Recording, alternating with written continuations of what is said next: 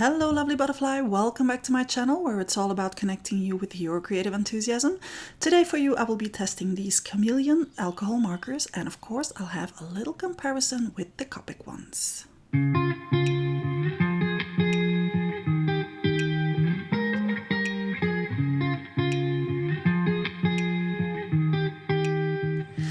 Before we dive into today's hot sauce, a little disclaimer. This video was not sponsored. I purchased the products myself and this is how they were delivered to me. Now, to give you a little idea, the Chameleon markers retail at a normal price of €4.61 per marker, which is $5.19 if you get the 52 set.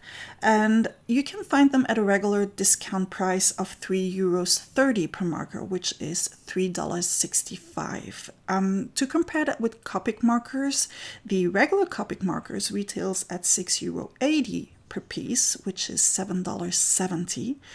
And if you go for the cheaper ones, the Chows, then it will be €4.30, which is $4.90. So with that discount that you can find on a regular basis, the Chameleon markers are cheaper than the Copic markers, which are much harder to find at discount. Taking off the plastic, I realized that the Chameleons come in a really nice box. At least this 52 super set does. The box feels sturdy, it's pretty, it has a nice touch to it, it feels like quality, so I'm really happy with that. And then looking at what's inside, I realized that, well, maybe it's just better to unpack it and have a look instead of reading the paper. To open the box, apparently you need to have some kind of degree, because it took me like forever to open it. Well, maybe it's just me, but it took me like forever to open the damn thing. But when it finally opened, this is pretty. This really, yeah, it does it.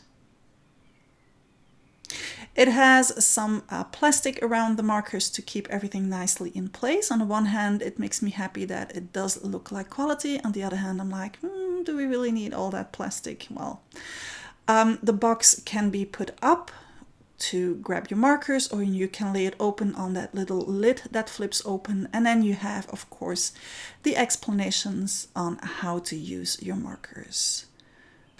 Of course, I did read all of this very thoroughly in every language available. No, seriously, I just put it aside and continued unwrapping because, yes, there's some more plastic. And again, I wonder, do we need all that plastic?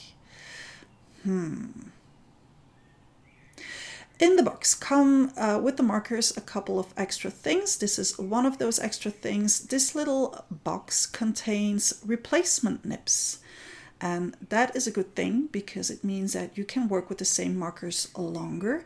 It has not 2, but 3 kind of nibs. And maybe if I had read the content papers more thoroughly, I would have seen that there were 3 kind of nibs and not 2, but I was going too fast for that.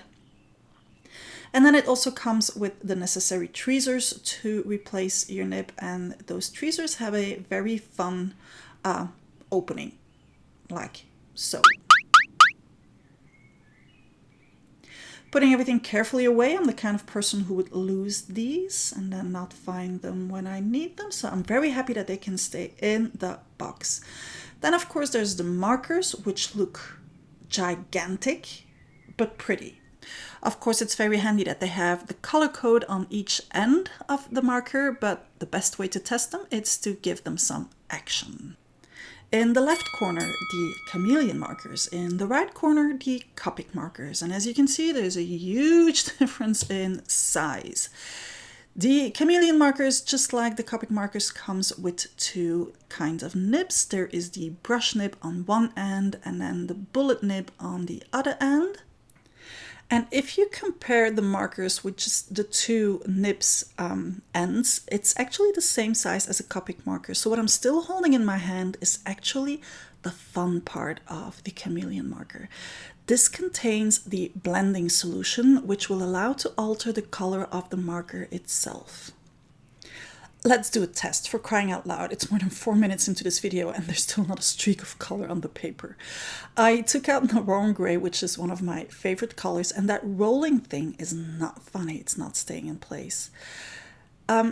It's coming on the paper nicely. I really like how the pen goes over the paper. It's a very, very small nib though, the brush nib. The bullet nib is nice and sturdy. It really makes nice lines. You can colorize with it, even if it's not its primary purpose. But the most important thing is that blending thing. So first of all, I'm trying to kickstart my brain to remember which part needs to go where. So this one needs to go on the brush nib, and then I need to let gravity do its work. So the blending solution is coming down into the pen and altering the color that's in the pen itself. And now closing that part of the pen, I can now start creating a gradient. Silence, please. Just look at this. Oh, I really love this. I'm sorry. I really, really love this. But then I need my brain again to remember how to close this pen. It's a bit of a learning curve at the beginning, but you get into it pretty quickly. Now, what I do want to know too is, how can I do the same thing with my Copic markers? So that's what I'm going to do now. First of all, look at the difference in brush nibs. I mean, it's again a huge difference. So first of all, I'm checking that I'm having the same base color as I'm basing myself on the same kind of warm gray. And now let's see if I can recreate that gradient. So that rolling thing, seriously, that is not okay. Stay. Stay. Really? Yes. To recreate that effect, of course, I will need a couple of Copic markers. And now I can go and create my gradient, starting with the lightest color, working my way to the darkest color, and then going back over it, back and forth from light to dark and from dark to light. So it's a little bit more work, and it costs a bit more markers, like 5 markers to 1. So I am impressed that I can do that same thing with 1 Chameleon marker that I need 5 Copic markers for. Playing with that gradient, of course, allows for other color variations that I would not be able to do with a Copic marker, or at least not that easily. I mean, with these chameleons, it goes super, super fast. You do need to keep the timing in mind. And yes, at the beginning, you spend a lot of time counting seconds, like all the time, to make sure that you have enough color to fill the space that you want to fill in.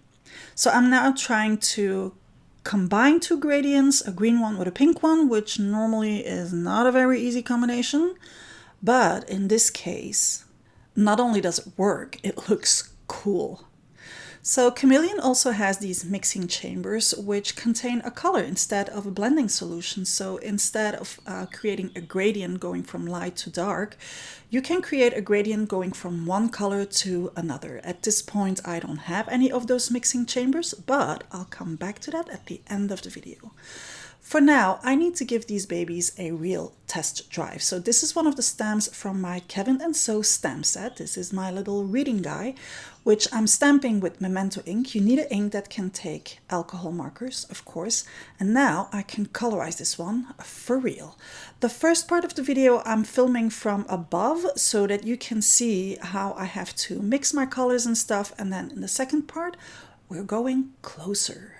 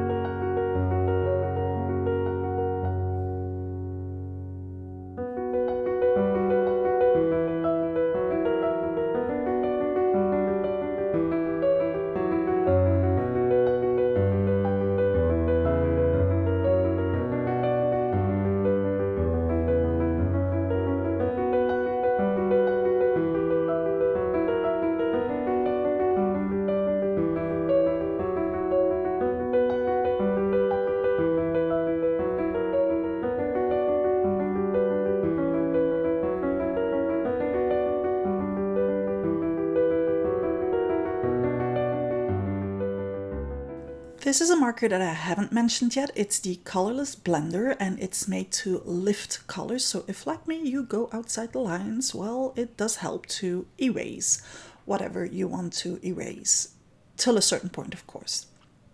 And this is a second marker that I haven't mentioned yet. It's the detail pen, which comes with a 0.4 and a 0.6 nib with black ink that you can use to accentuate the details in and around your drawing. And the design that I'm working on is one of my Creepers and Crawlers stamp set, again that I've stamped with Memento ink.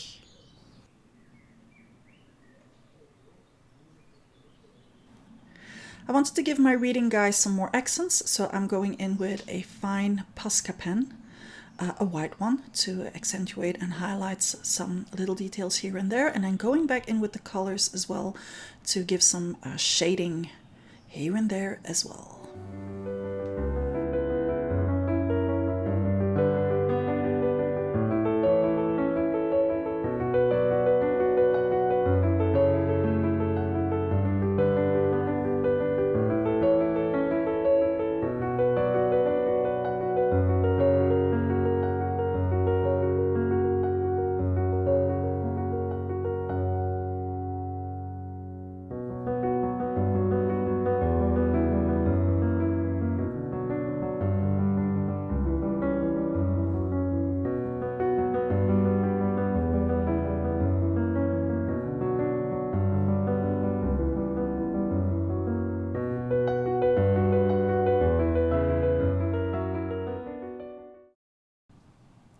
I mentioned the mixing chamber, which I thought I didn't have, and then I remembered that I received one when I went to PlannerCon. That's when I had the chance to test these pens before buying them. So this one, as you can see, has a color in there and is sold as such. It's just that part, it's not the marker.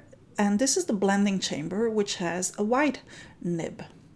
So you cannot mix them up, you cannot confuse them. But I can use that one to turn my yellow into green if I mix them correctly, right? Let's test it. Before starting to mixing anything, I want to check which kind of yellow it is I have so that I can grab a matching Copic yellow so that I can do the same blending afterwards with the Copic markers and really compare that.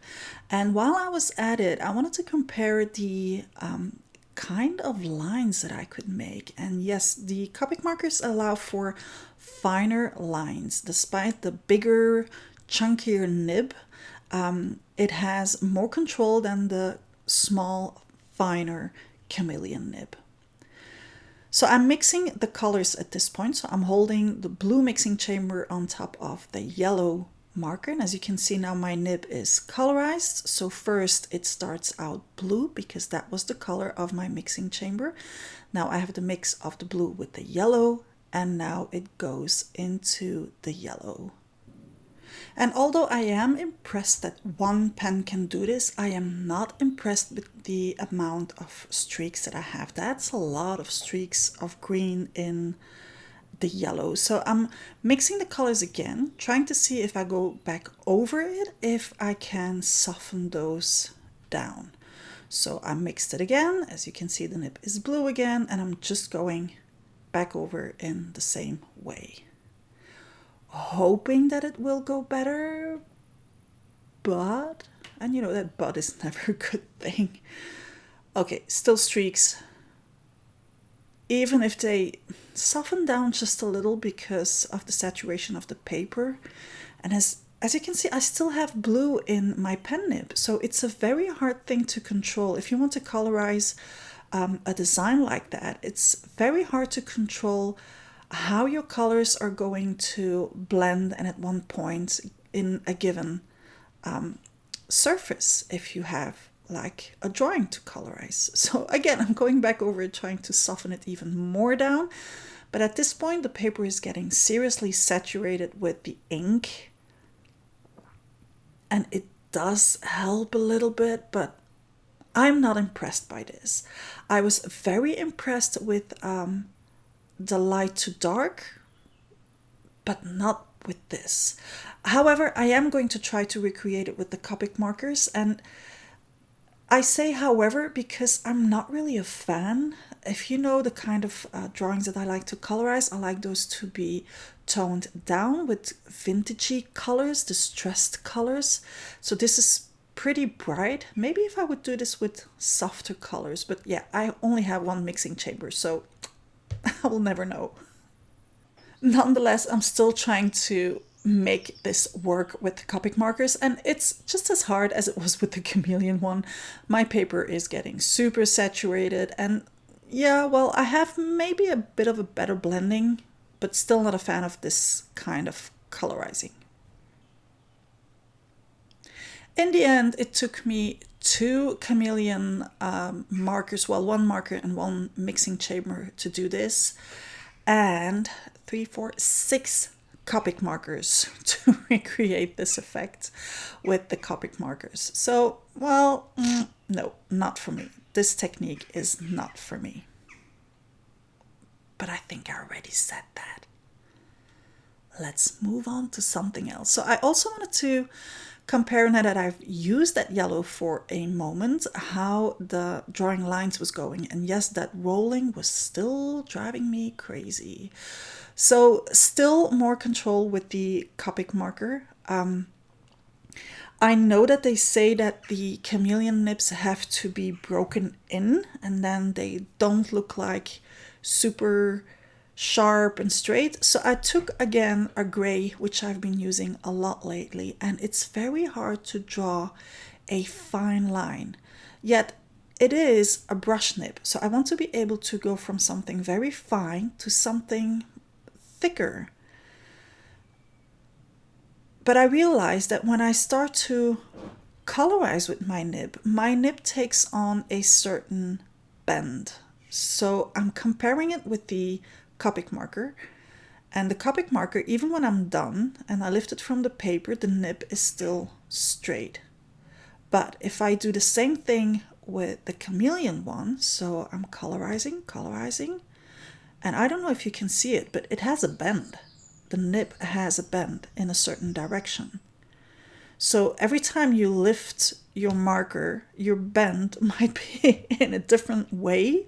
Yeah, that is not the kind of control that I want to lack with my alcohol markers. I want to know where I'm going to put down the color. So again, comparing it with the Copic marker and even pressing a bit harder with the Copic marker, that one stays straight. Now, in all fairness, this marker is way more expensive than the Chameleon one. So we have to compare what is comparable. So what I love about the Chameleons is that I can do the same kind of gradient with one pen, for which I would need 5 Copic markers for.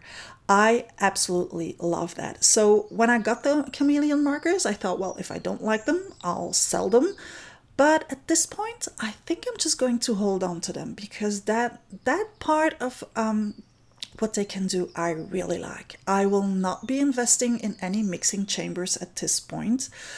That is not something that appeals to me, but that gradient thing, I really, really like that. So for now, I'm loving these markers, even if that rolling thing is driving me crazy. That's it for today. Do let me know in comment if you would like me to do a video on colorizing in a distressed way with alcohol markers.